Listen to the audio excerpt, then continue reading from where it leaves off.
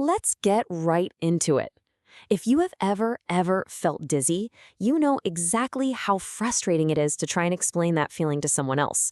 Well, today we're going to break down how to talk about your symptoms with your doctor so you can help them help you and hopefully get the right diagnosis a whole lot faster. I mean, that's the real challenge, isn't it? Dizziness, vertigo, feeling off balance. These are things your doctor can't see. They can't measure it with a simple test. They're literally relying on you to be their eyes and ears. So how do you take this vague, invisible feeling and turn it into a solid clue? And just so you know, we're not just pulling this out of thin air. Everything we're about to go over is based on a really detailed medical history form from the experts at the Vestibular Disorders Association, or VEDA. This is the exact kind of information a specialist is looking for. So here's our game plan. We're going to walk through 5 key steps. First, we'll talk about why your words are so incredibly important. Then we'll get into finding the right words to use. After that, you'll learn how to become a detective for your own symptoms. Then we'll connect the dots with your health history. And finally, we'll put it all together into an action plan for your appointment. Okay, so let's start with the big why. Think about it for a second. A doctor can listen to your heart with a stethoscope or look inside your ears, but they cannot feel your dizziness. It's invisible. Your detailed, specific description is probably the single most important piece of the puzzle they have to work with. And that's because just saying, "I feel dizzy," is kind of like telling a mechanic, "My car is making a noise." It's a start, but it doesn't get them very far, right? That one word, dizzy, can point to dozens of different issues, from your inner ear to your brain to even your heart. So getting specific is everything. All right, let's get practical. It is time to upgrade our vocabulary. We need to move past that one general word and find some more precise language. This is where you can really start helping your doctor zero in on what might be going on. So the first question to ask yourself is this: does it feel like you are spinning, or does it feel like the world around you is spinning? This classic spinning sensation is what doctors usually call vertigo. But maybe it's not spinning at all. Maybe it feels more like you're on a boat. You know, that constant rocking, swaying, or tilting feeling, even when you're standing perfectly still. That's a totally different clue for your doctor. Or is it that feeling that you might just pass out? That lightheadedness you get when you stand up way too fast? See, this points a doctor in a completely different direction than a spinning sensation would. So just take a look at this list here. Does one of these just click for you? Is it spinning, rucking, lightheadedness? Maybe it's just a feeling of unsteadiness on your feet. Or maybe it's more like brain fog. You could even have visual changes or a weird fullness or noise in your ears. Finding the right term here is a huge win.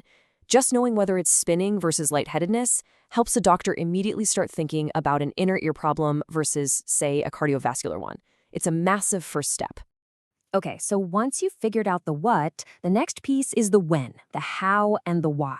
This is where you really have to put on your detective hat and start gathering some evidence about what's going on. I want you to think all the way back to the very first time you felt this. Did it hit you like a ton of bricks, just completely out of the blue? Or was it more of a slow burn, something that crept up on you over days or even weeks? That difference between a sudden or a gradual start is a really critical clue. Next big question: are your symptoms with you 24/7, just a constant thing? Or do they come in waves, these spells where things are really bad, but you feel pretty normal in between? This is another major fork in the road for a diagnosis. And if they do come in spells, you've got 3 more pieces of the puzzle to collect. First, how often are they happening? Are we talking every day or just a couple times a year? Second, when they hit, how long do they last? Is it just a few seconds or does it go on for hours? And third, do you get any kind of heads up? Any warning sign that an attack is about to start? Answering these questions is incredibly helpful for a specialist. And now let's talk triggers. What makes things worse? Is it a specific movement, like turning your head really fast or looking up? Or is it more situational, like being in a busy supermarket or a really stressful meeting? Identifying your triggers is like finding a fingerprint at a crime scene. It's a huge clue. So, these symptoms and triggers, they don't just happen in a vacuum. They're often connected to your bigger health story. And giving your doctor that context can help them see connections they might otherwise miss. This is why it is so important to share your full medical history. Have you ever been diagnosed with migraines? Ever had a head injury or a concussion? What about anxiety or diabetes or neck issues? All of these things can be directly linked to balance and dizziness problems, so you really don't want to leave anything out. And think about recent changes too. Have you gotten new glasses? Noticed any change in your hearing? Did you start a new medication recently? Even your daily habits, like how much coffee you drink, or if you've been drinking more alcohol, can be part of the picture. Every single detail could be important. Okay, so you've done all this detective work and gathered this incredible information. Now what do you do with it? Let's talk about how to turn all these notes into a powerful tool that you can actually use at your doctor's appointment. Here is your simple 3-step action plan. 1. Go through all of these questions before you're sitting in the doctor's office. 2. Ask a friend or a family member who's actually seen you have an episode. They might remember details you've forgotten. And 3, and this is probably the most important one, write it all down.